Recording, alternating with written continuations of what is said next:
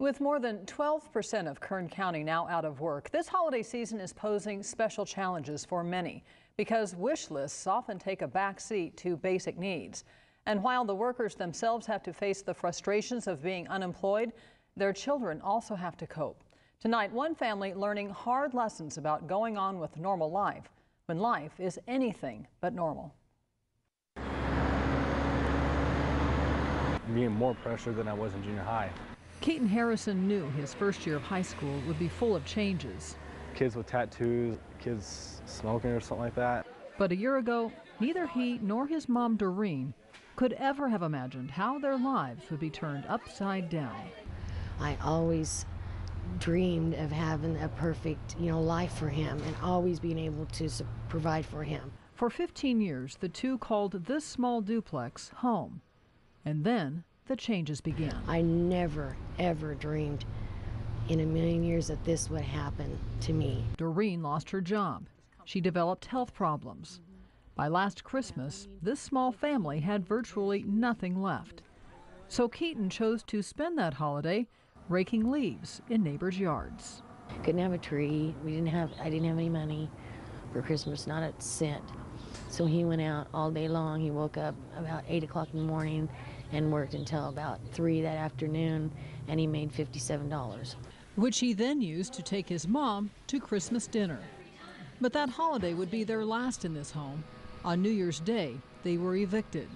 Within a few months, everything was gone.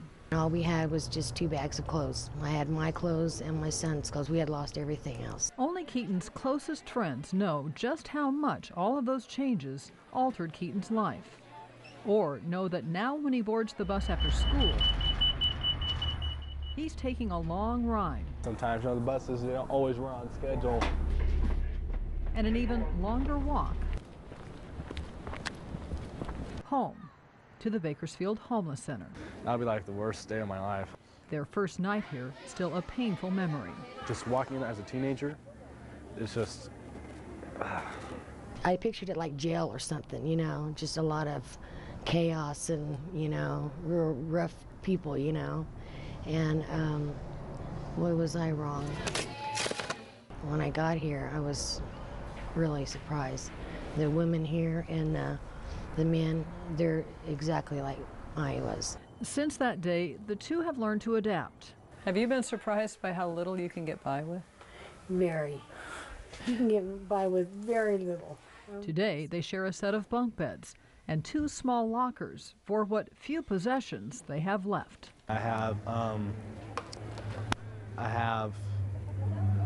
a nice warm bed I can go to and blankets and pillows and stuff, and I have and that's pretty much really it. But instead of counting their losses, I want to thank you for a warm meal every day, Lord, a bed to sleep on, a roof over our head, Lord, Father God. these two are more likely to count their blessings. Why do you have such a good attitude about everything? You seem to take all of this in stride, and it must be an awful lot on your plate at one time. Mostly it's just Jesus.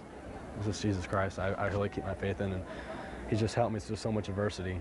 What's remarkable about Keaton is the fact that he is able to go ahead and look past it all. Social worker Ramona Delos says this teen is determined to find the silver lining. It's kind of interesting seeing him take, the mentor role as far as, looking out for some of the smaller children here.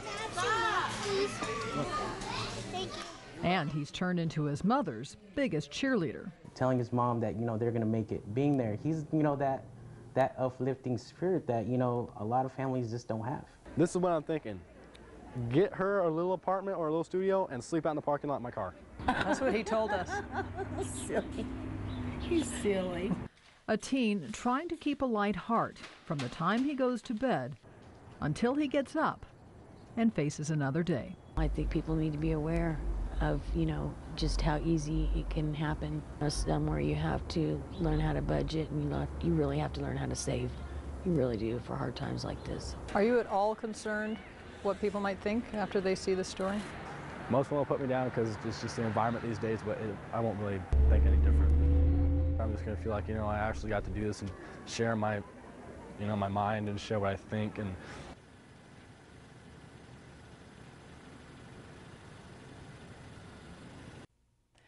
And Keaton is hardly an isolated case, according to the State Department of Education. In 2007, Kern County had almost 2,000 students who were classified as homeless. Just 4 years later, that number jumped to more than 4,500.